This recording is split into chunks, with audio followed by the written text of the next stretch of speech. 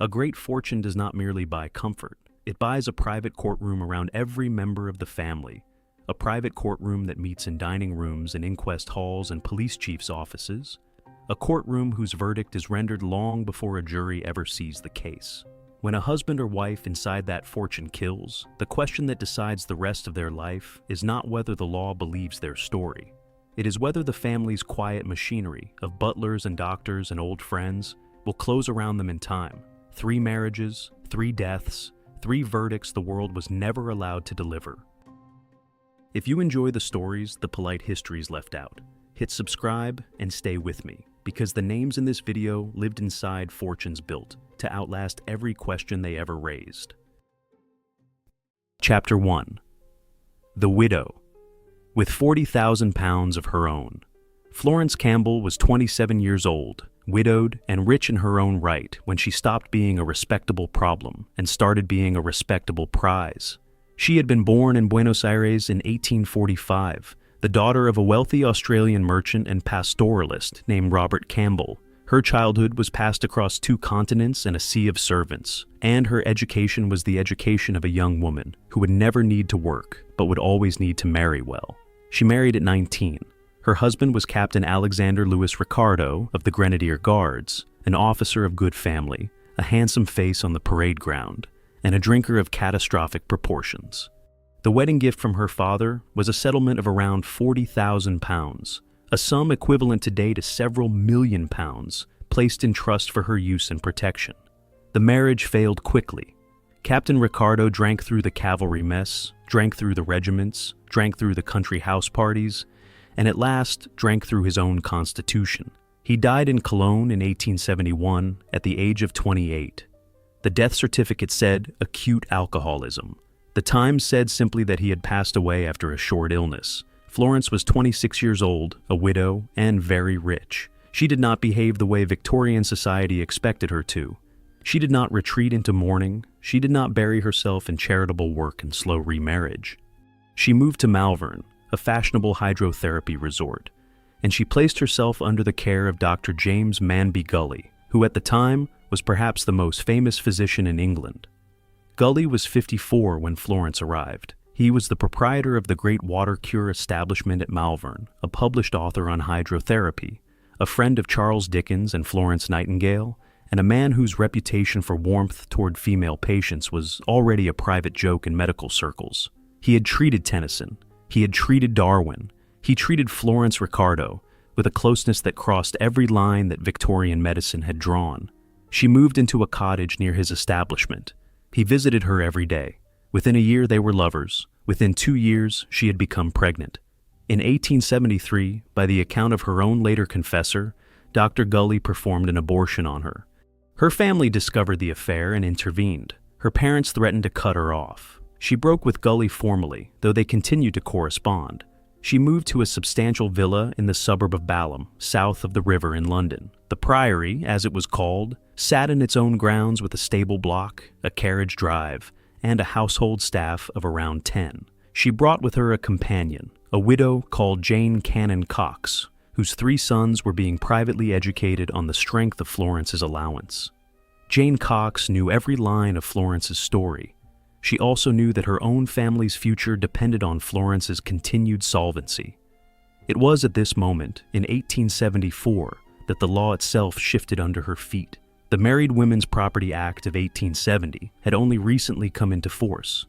For the first time in English history, a married woman could retain her own earnings and her own personal property without it becoming her husband's at the altar rail. Florence's first marriage had concluded under the older rules, but those rules had also given her a settlement that was hers, and her widowhood had restored the full force of her ownership over it. She was, in financial terms, the unusual case. She was a wealthy single woman in her late 20s with an income of around £4,000 a year, equivalent to roughly £400,000 today, the legal right to dispose of every penny of it and no man to answer to. The men of her acquaintance noticed.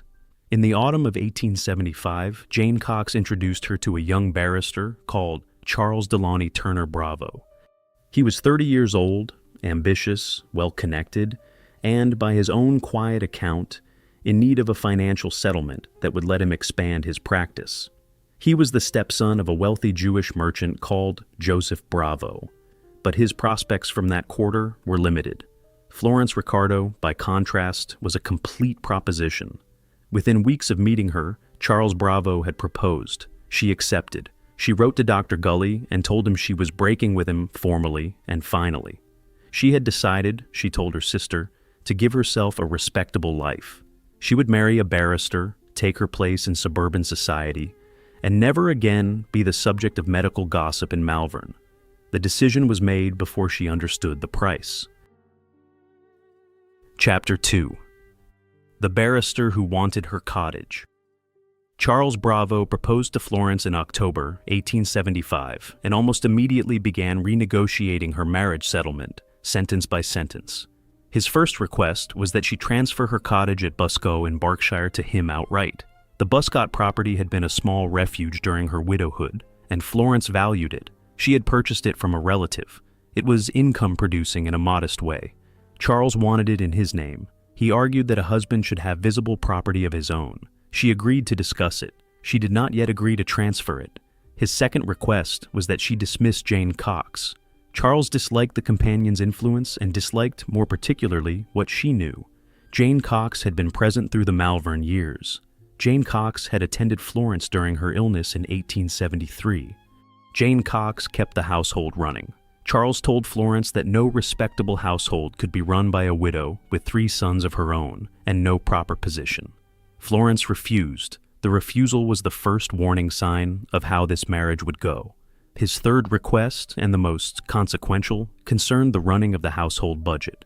He proposed that Florence's annual income from her settlement be paid into a joint account from which he, as the head of the household, would draw. The Married Women's Property Act of 1870 did not prevent this. It only prevented him from claiming her capital as of right. She agreed in principle. She did not agree in writing. They were married on the 7th of December, 1875, at All Saints Church in Buscott. The reception was at her cottage. The cake was extravagant. Her sister wept. The honeymoon was abroad. By the time they returned to the Priory in January 1876, the marriage was already arguing. Florence had 2 miscarriages in the first months. Each was treated by her family doctor, a small man called George Harrison, who saw her through the immediate medical management and noted in his casebook the patient's nervous condition and increasing reliance on sherry at all hours. Charles was sympathetic in the first weeks, and then irritated. He believed his wife was using her illness as a means of escaping his demands.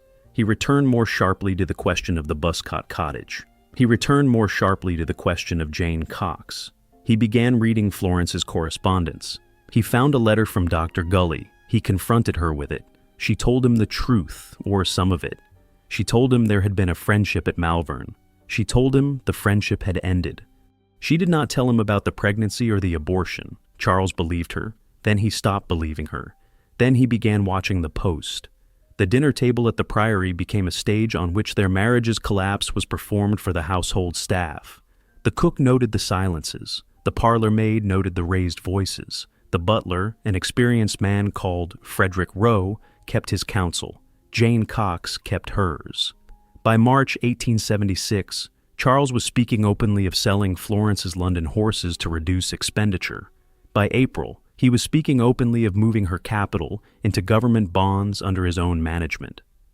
On the evening of the 17th of April, the night before the poisoning, the cook later testified that there had been a quiet argument in the drawing room and that Mr. and Mrs. Bravo had taken dinner together with Mrs. Cox.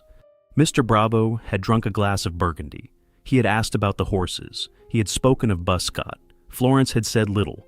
After dinner, she had gone to bed early. Charles had remained in the drawing room with Jane Cox. By 10:30, the household was asleep. The antimony was in the stables. It was in the stables because Victorian carriage horses were routinely dosed with tartar emetic for parasites. Every household with carriages kept a supply. The Priory had 4 horses, 2 stable hands, and a coachman called George Griffith who managed the supplies. He knew where the antimony was. So did Jane Cox. So did Florence. So, in all likelihood, did Charles himself. That was the household. That was the dinner. That was the night. Chapter 3. The antimony in the stables. On the night of the 18th of April, 1876, Charles Bravo went to bed at the Priory and woke at 9:30 with the taste of metal in his mouth. He stood up from the bed. He vomited into the basin in the corner of the bedroom. He called for Florence. He called for the housekeeper. He told them he had been poisoned. The household sent for Dr. Harrison. Harrison sent for a more senior man called Dr. George Johnson. Johnson sent for Sir William Gull, the most distinguished physician in London. By the morning of the 19th of April, there were 3 doctors in the bedroom, and Charles Bravo was dying. He took 3 days to die. Antimony poisoning does not kill cleanly. The first hours produce violent gastric distress. The second day produces a brief deceptive recovery. The third day produces the final collapse as the kidneys fail. Across those 3 days, Charles was repeatedly asked who had poisoned him. He said he did not know. He said he had taken some laudanum for a toothache. He did not accuse his wife. He did not accuse Jane Cox. He did not accuse Dr. Gully. He said he had taken something himself, and he did not know what. He died on the morning of the 21st of April, 1876, at the age of 30. The first inquest, held at the Priory itself on the 25th of April, was a quiet affair. Florence's family had retained a senior solicitor. The proceedings were short. The jury returned an open verdict, finding that Charles Bravo had died of antimony poisoning, but unable to determine whether the poison had been administered by himself, by accident, or by another person. The press paid limited attention. Florence retreated into mourning. That should have been the end of it. It was not the end of it. Public attention had begun to settle on the case, and the Daily Telegraph in particular had begun asking why a 30-year-old barrister in good health had taken antimony into his own bed. Letters appeared in the papers from doctors arguing that the original inquest had been incompetent. Questions were asked in Parliament. By June 1876, the Home Office had instructed a second inquest, this time before a coroner of national reputation and a jury of London tradesmen, to be held in public. The second inquest opened on the 11th of July, 1876, at the Bedford Hotel in Balham. It sat for 23 days across 5 weeks. The London press attended in force. The Times, the Daily Telegraph, the Pall Mall Gazette, and the illustrated weeklies sent reporters every day. The room was packed.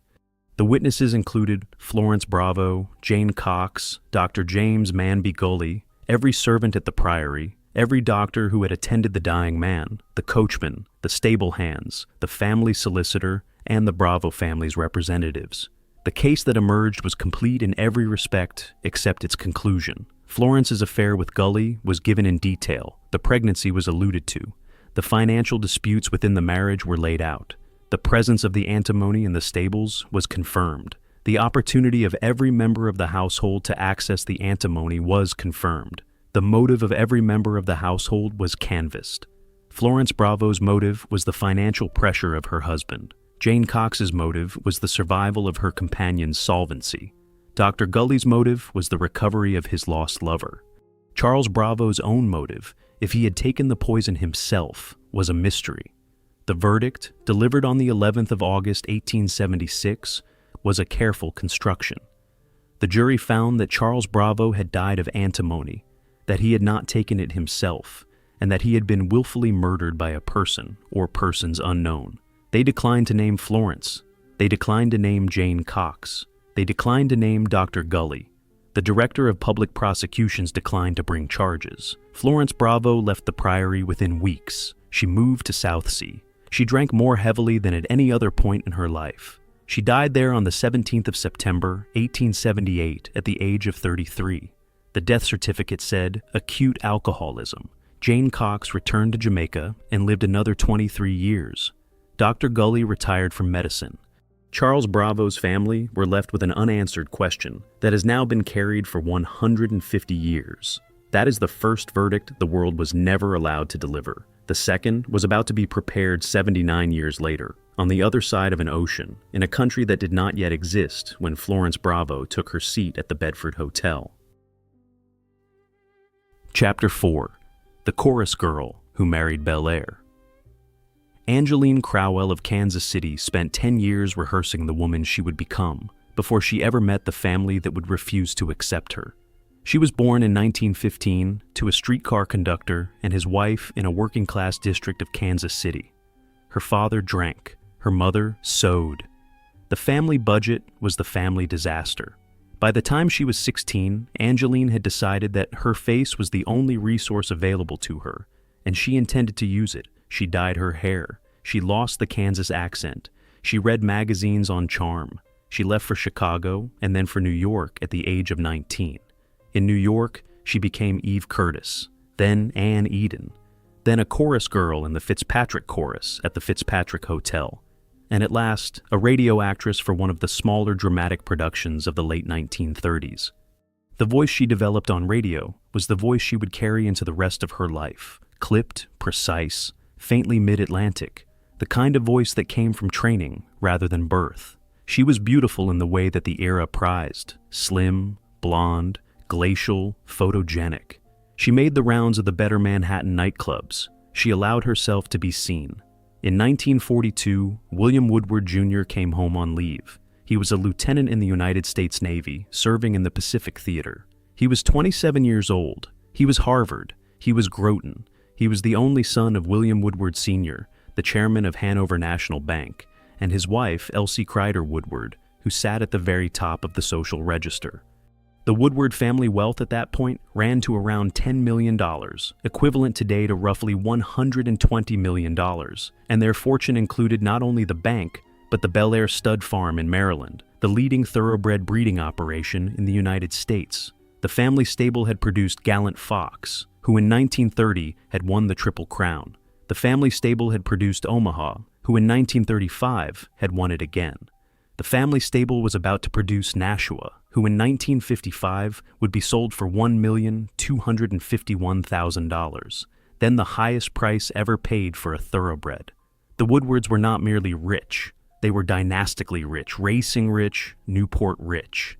William and Anne met at the Fitzpatrick Hotel. He told his friends he intended to marry her. His mother told him he intended no such thing. He married Anne at a quiet wartime ceremony in 1943. Elsie Woodward did not attend the wedding. For the next 12 years, the marriage was the visible drama of the Woodward household. From the outside, the Woodwards were perfect. They had two sons, William III, called Woody, born in 1944, and James, born in 1947. They moved between an apartment in Manhattan, the family estate at Oyster Bay on Long Island called the Playhouse, the family seat at Belair in Maryland, and the Newport house in Season. Anne was photographed at the Belmont. Anne was photographed at the Travers.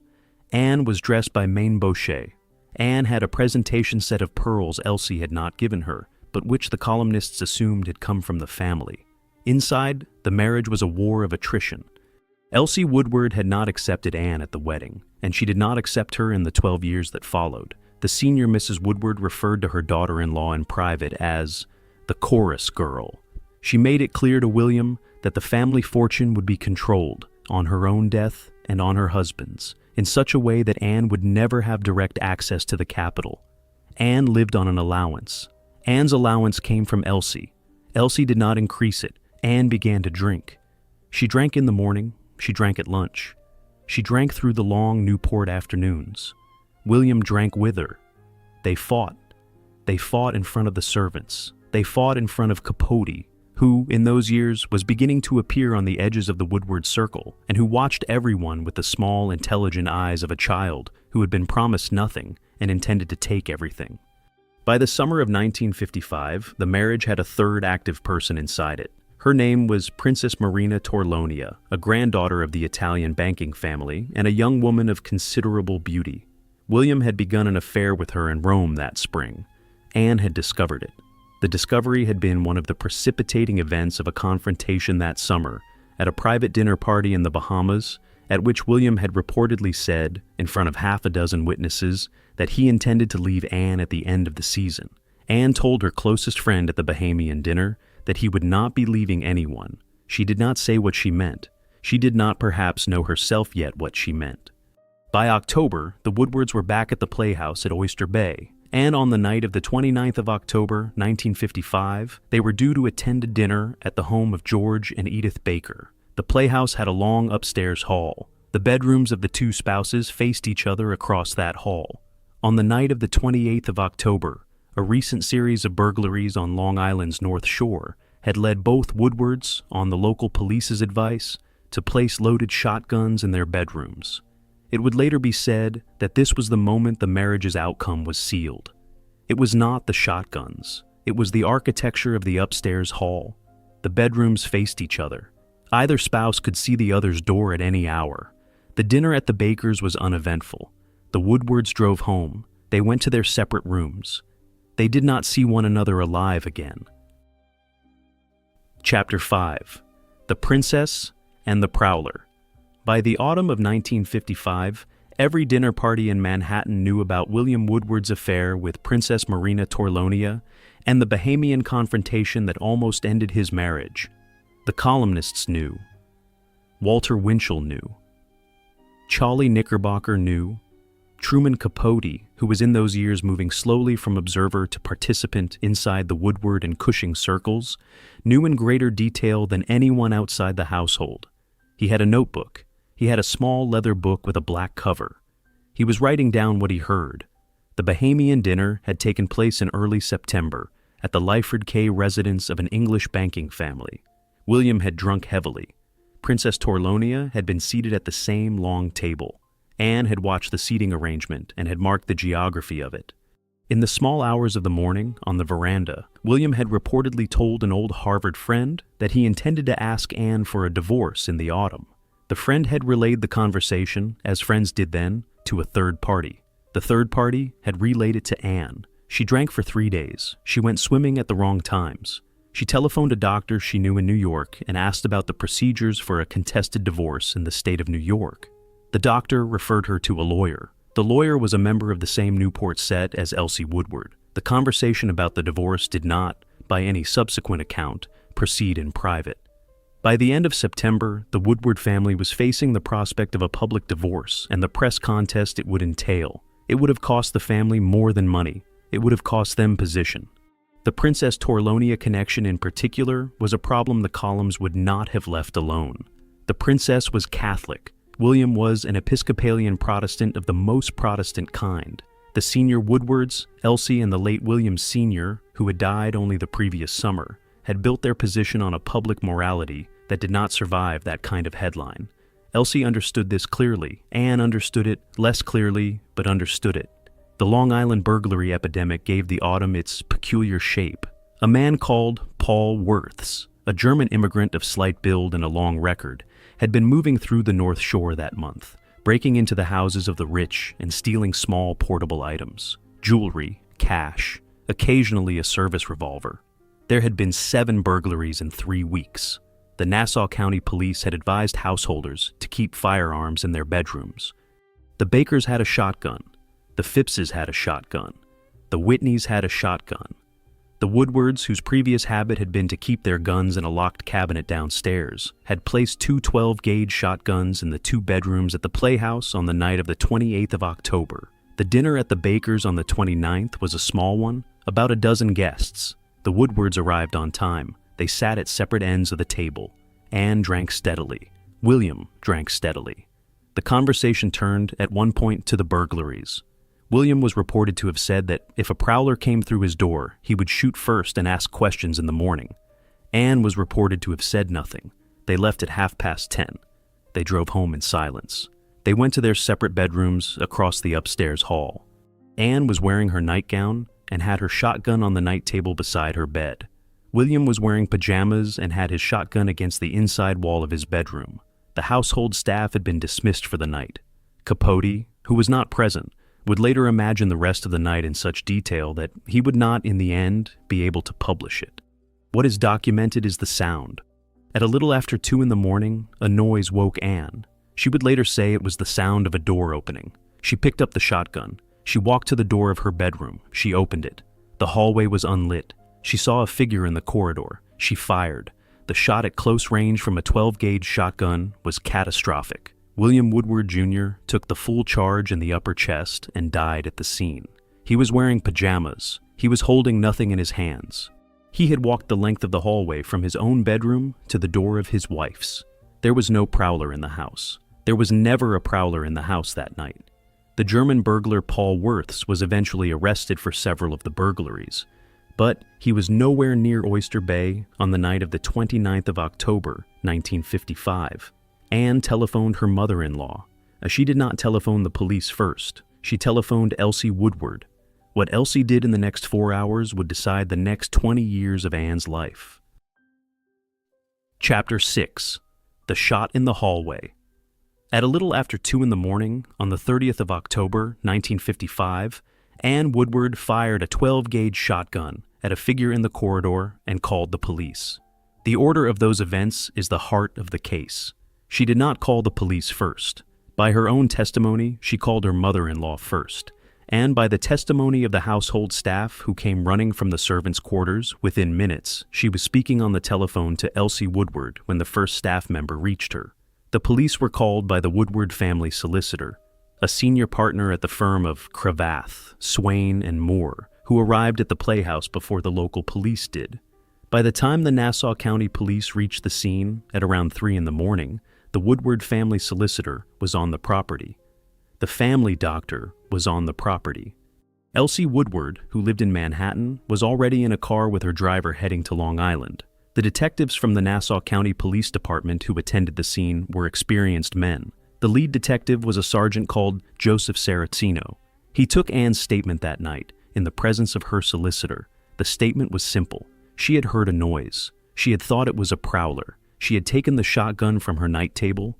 She had walked to her bedroom door. She had opened it. She had seen a figure in the corridor. She had fired. She had not known it was her husband. The physical evidence at the scene was consistent with the account, but also consistent with other accounts. William had been shot at close range, from a distance of around 6 feet, with the shotgun pointed level. The location of the body was just outside Anne's bedroom door. He was wearing pajamas. His own shotgun remained in his bedroom on the opposite side of the corridor. He had been crossing the hall to his wife's room. There was no forensic evidence of an intruder. There were no broken windows. There was no forced entry. The doors of the playhouse had been locked when the police arrived. The dogs had not barked. The staff had heard no entry.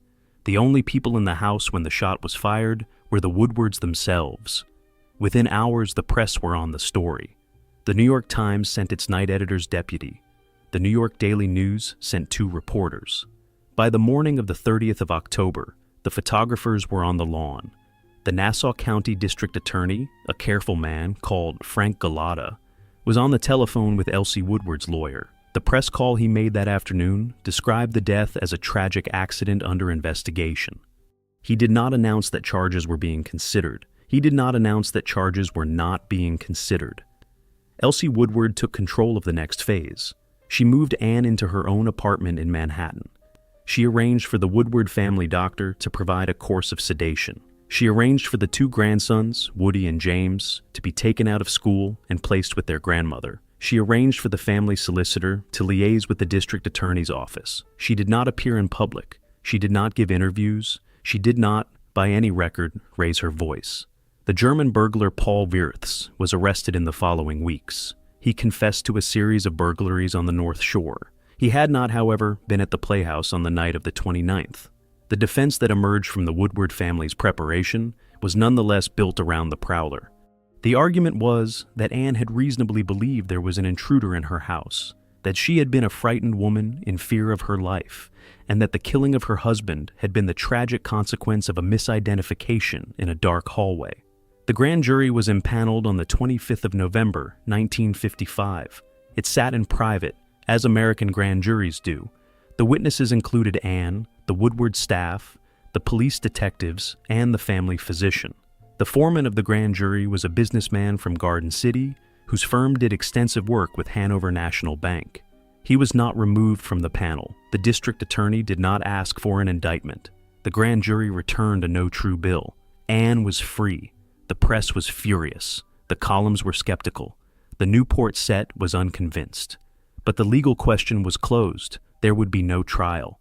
There would be no further investigation. The case file at Nassau County was marked closed in late December 1955. Truman Capote watched the closing of the case from a small armchair in the apartment of one of his swans. He took out his notebook with the black cover. He wrote the name Anne Hopkins. He wrote the line that would, 20 years later, kill her. That is the second verdict the world was never allowed to deliver. The third was about to be prepared 11 years later, on a different island, by a different fortune, against a man who would not even be given the dignity of an inquest. Chapter 7. The Richest Girl in the World and Her Designer. Eduardo Tirella came to Doris Duke through Peggy Lee and Elizabeth Arden, the way most of her closest collaborators came, through someone she trusted. Doris Duke had been the richest girl in the world since her father died in 1925. James Buchanan Duke, founder of the American Tobacco Company and the Duke Endowment, had left her around $80 million at his death, equivalent today to roughly $1.5 billion. She had been 12. The headlines that morning had used the phrase that would follow her for the rest of her life.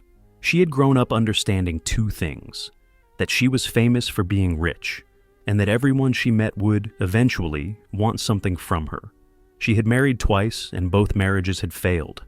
The first, in 1935, to James Cromwell, an American politician, had ended in a public and bitter divorce in 1943. The second, in 1947, to the Dominican diplomat Porfirio Rubirosa, had lasted 13 months. By the 1960s, she had stopped marrying. She lived between four houses: Duke Farms in Somerville in New Jersey, sat on around 2,700 acres. Rough Point in Newport, Rhode Island, sat on around 11 acres of cliffs above the sea. Shangri-La on Black Point Road in Honolulu sat above the Pacific. Falcon's Lair in Beverly Hills had been Rudolph Valentino's home.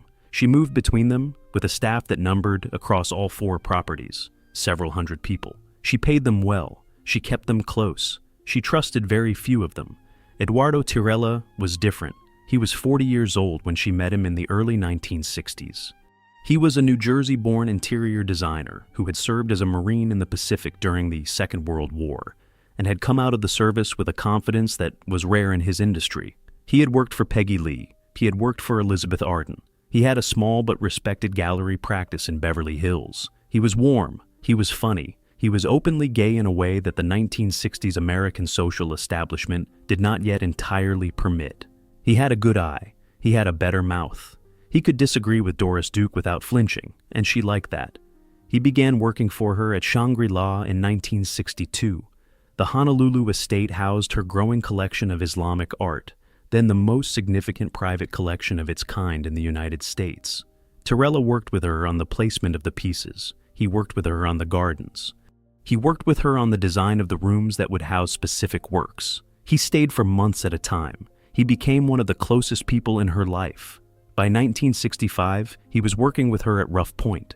The Newport estate had been bought by her father in 1922 from the Vanderbilts. It was a great stone house on the cliffs at the southern end of Bellevue Avenue. It was, in Newport terms, one of the seats. Doris was reshaping the gardens. She was reshaping the interiors. She was also, that year, beginning to plan what would become the Newport Restoration Foundation, an organization that would buy and restore around 80 colonial-era buildings in Newport over the following decade.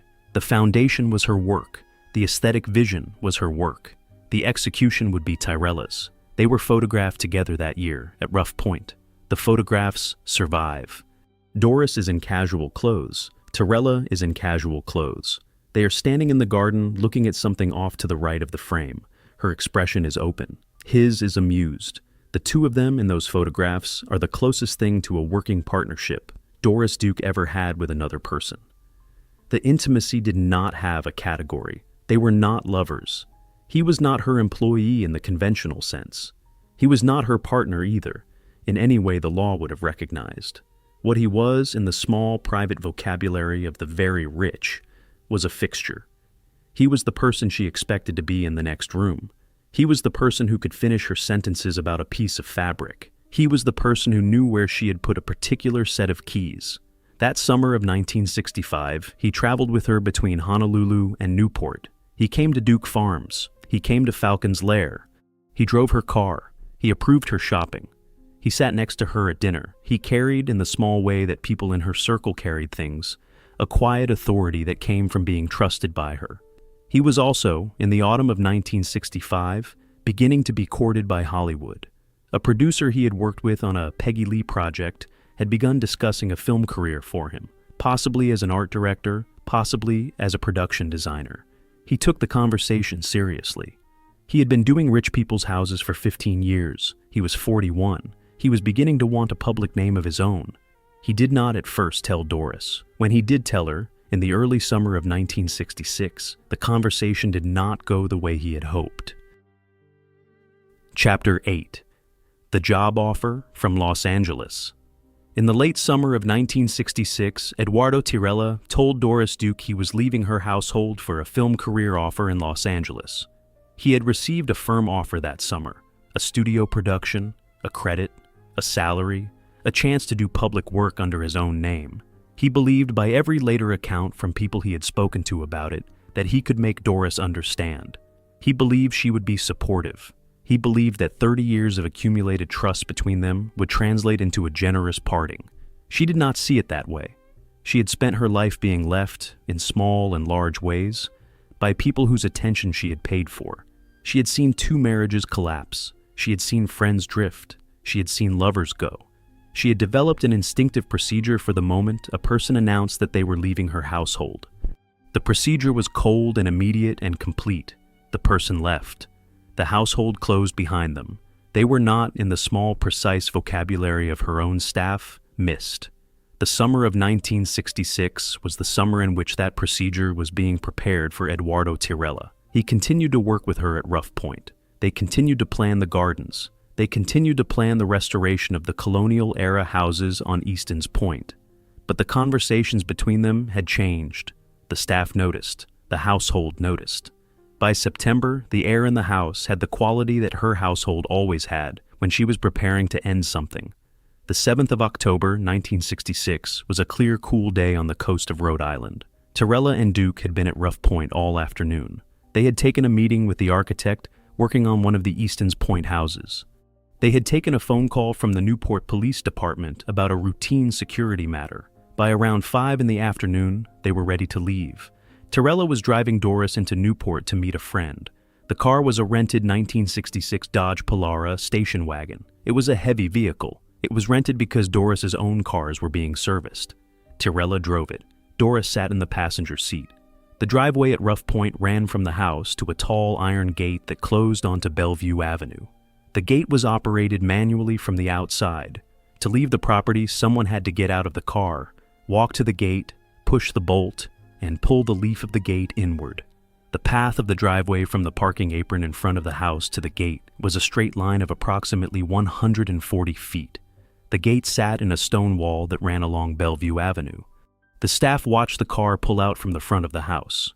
Tirella drove the short distance to the gate, stopped the car, and got out. Doris remained in the passenger seat. Tirella walked to the gate. He pulled the bolt. He began to swing the gate inward. It was at this moment that Doris slid across the bench seat to the driver's position. By the testimony of the only witness who could see the scene from the house, a member of the kitchen staff who had walked into the front pantry to put away a jug, the car was at this point stationary, with the driver's door open and Tirella at the gate. It is then unaccounted for whether the gate was fully open or whether it was still being opened. What is not unaccounted for is the result. The car accelerated. It traveled the distance from the parking apron to the gate at a speed that the surviving photographs and the position of the body would later be reconstructed at around 20 to 30 miles per hour. It struck Tirella as he stood by the gate. It carried him through the gate. It carried him across Bellevue Avenue. It pinned him against the stone wall on the far side of the avenue and against the rear of the gate that the impact had carried with him. The vehicle came to rest with its front end embedded in the wall. Eduardo Tirella was crushed. His pelvis was destroyed. His skull was fractured. His chest was caved in. He died within minutes at the scene. Doris Duke climbed out of the car. She was not seriously injured. She walked across the street. She looked at the body. She returned to the car. She drove the wagon back across Bellevue Avenue to the gate. She did not telephone an ambulance. She telephoned her own house. The household telephoned the Newport Police Department. The Newport Police Department dispatched officers and the chief of police, Joseph A. Radice. That phone call set in motion the closing of the case. Chapter 9. The Gate, the Wall, and the Police Chief. On the property.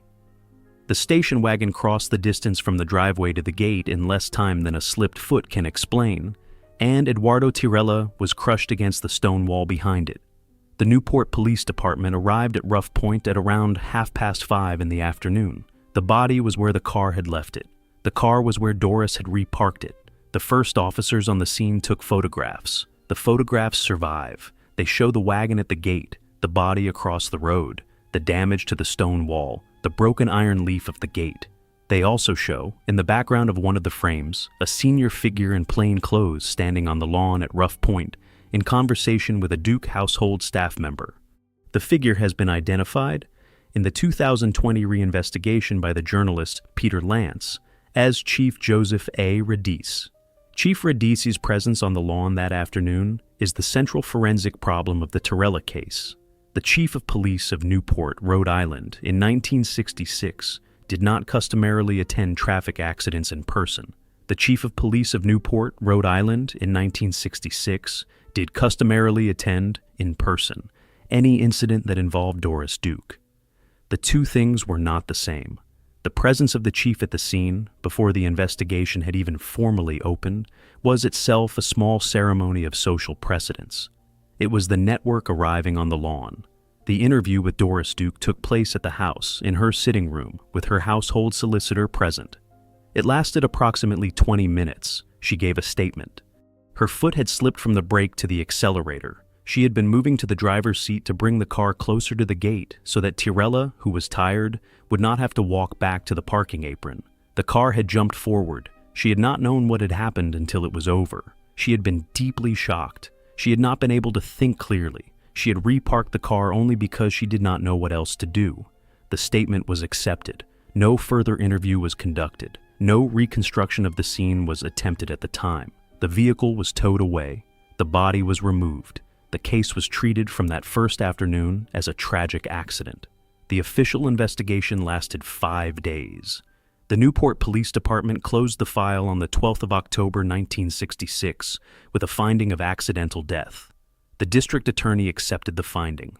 No grand jury was impaneled, no charges were considered, no inquest was held. The Tirella family was not contacted for compensation. Eduardo Tirella's mother in New Jersey learned of her son's death from a friend who had read it in the paper.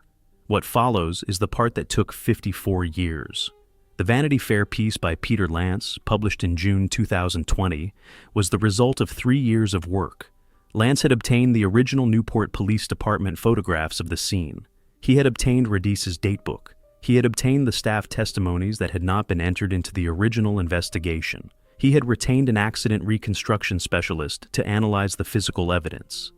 The reconstruction concluded that the vehicle had traveled at a speed inconsistent with a slipped foot, that the distance from the parking apron to the gate was too long for the car to have reached that speed by accident, and that the position of the body, the gate, and the wall was consistent with the vehicle having been driven, not slipped, into Tirella. The Newport Police Department, under a new chief, reopened the case in October 2020. The reopening concluded that the original ruling was not supportable on the evidence available in the original photographs. No charges could be brought.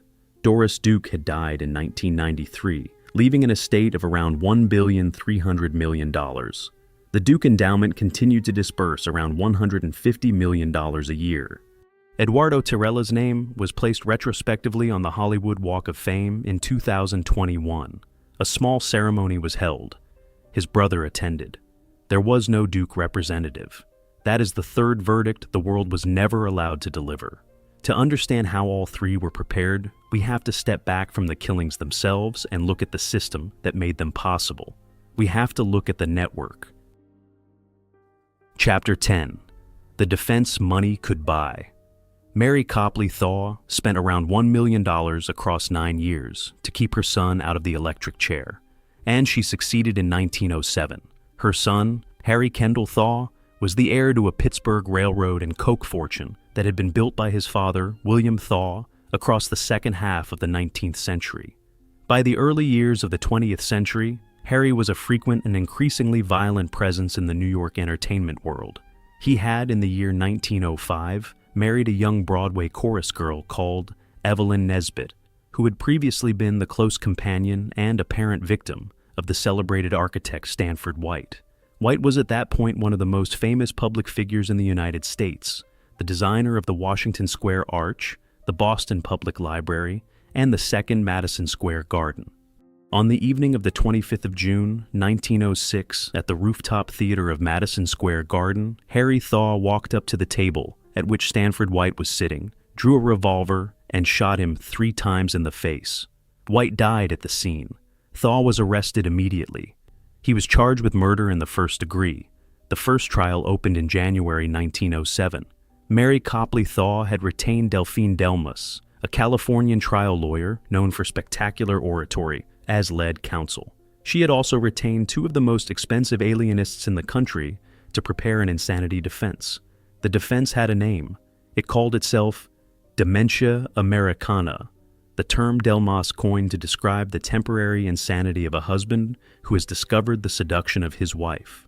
The press, the public, and a sufficient portion of the jury found the theory compelling. The first trial ended in a hung jury on the 12th of April, 1907. The second trial opened in January 1908. Mary Copley Thaw had spent freely on press relations. The New York newspapers, with the exception of the Times, had largely come to a settlement with the defense narrative. The second jury returned a verdict of not guilty by reason of insanity on the 1st of February 1908. Harry Thaw was committed to the Matawan State Hospital for the criminally insane. He did not stay there. He escaped to Canada in 1913. He was returned. He was retried for the escape and found, again, not guilty by reason of insanity. He was at last formally released in July 1915. He lived another 32 years. He attacked a young man with a horsewhip in 1917 and was committed again. He was released again. He died in Miami in 1947. Across the 9 years between the killing and the formal release, Mary Copley Thaw is reported to have spent approximately $1 million on her son's defense.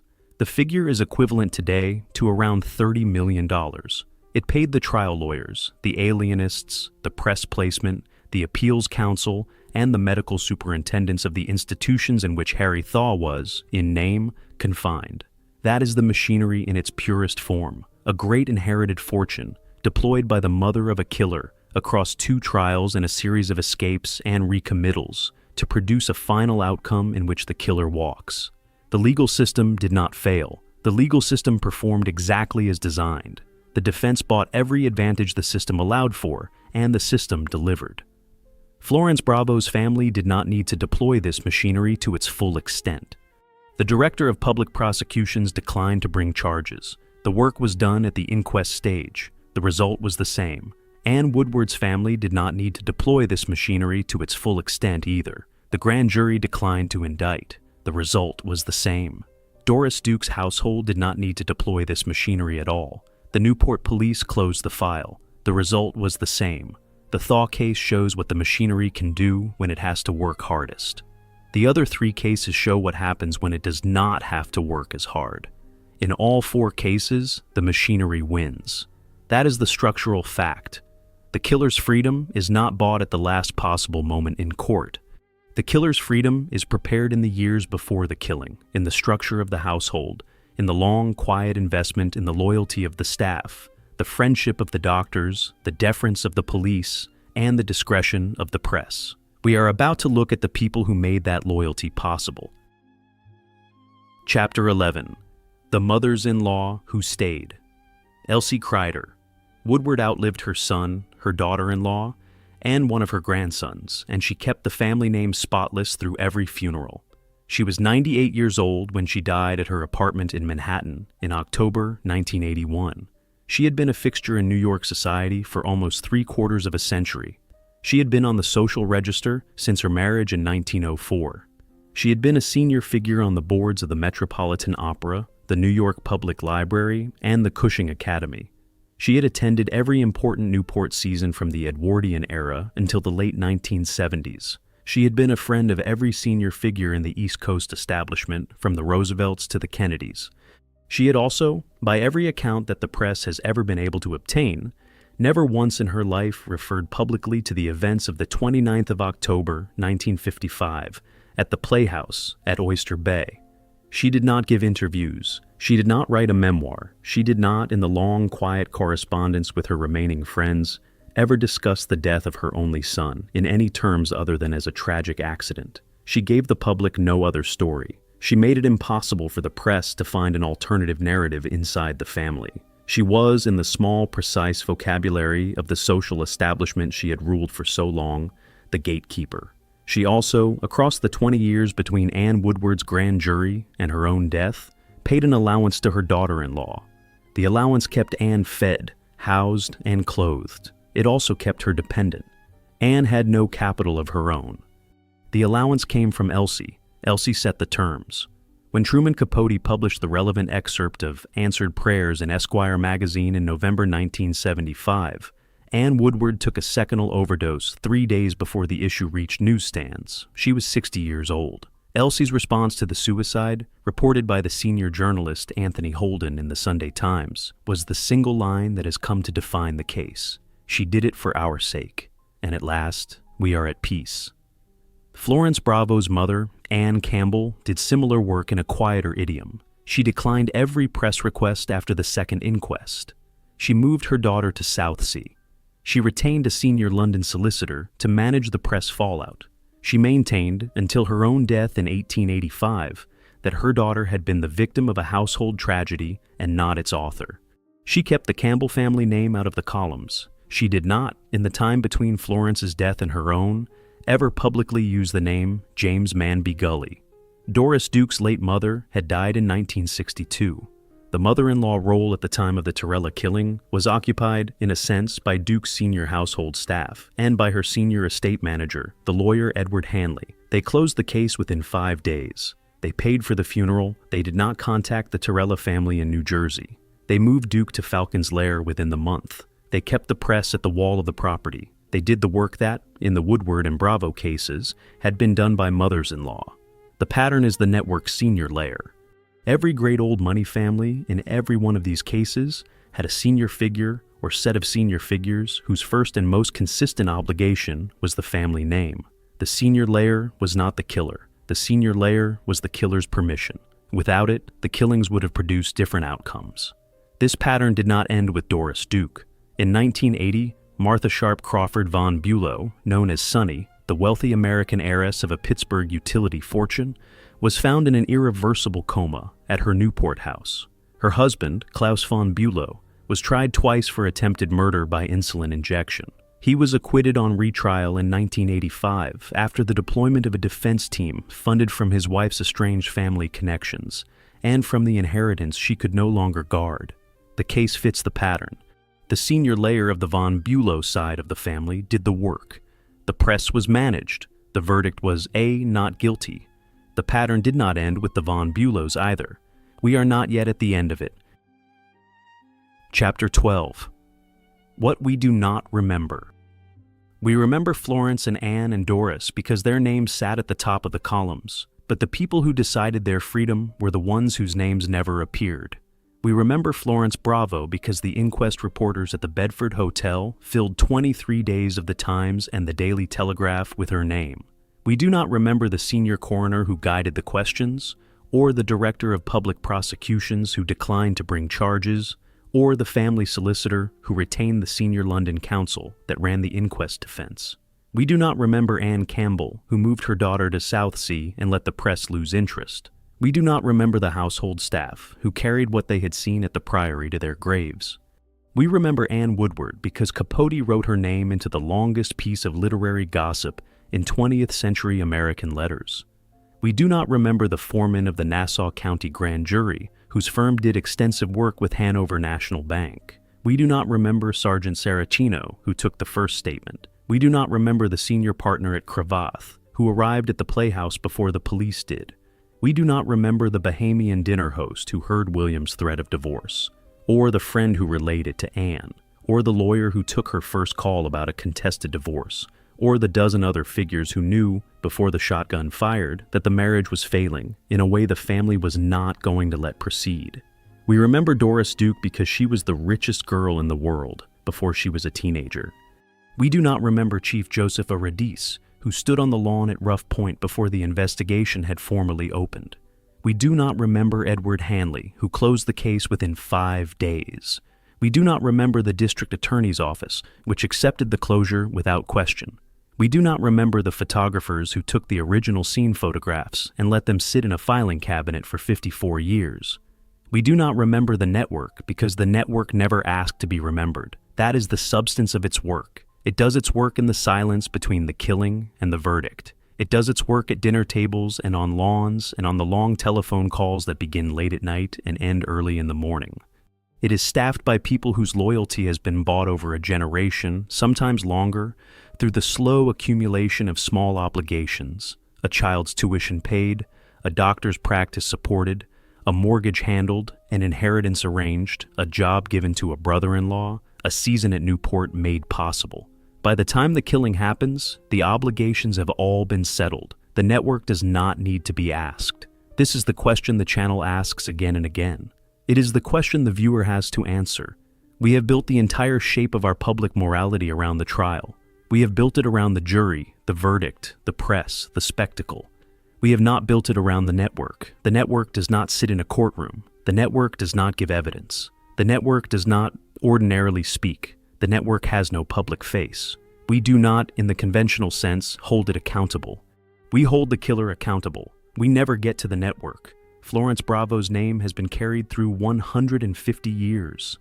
The names of the men and women at the Bedford Hotel who let the jury return willful murder by person or persons unknown have not. Anne Woodward's name has been carried through 70 years. The names of the people at the Nassau County District Attorney's Office who let the grand jury decline to indict have not. Doris Duke's name will be carried through any number of years to come. The names of the people who stood on the lawn at Rough Point on the afternoon of the 7th of October, 1966, have already begun to fade. This is what the wealth bought. It did not buy comfort. It did not buy taste. It did not buy the long, quiet country house weekends and the diamonds and the carriages. Or rather, it bought those things, but they were not the deepest purchase.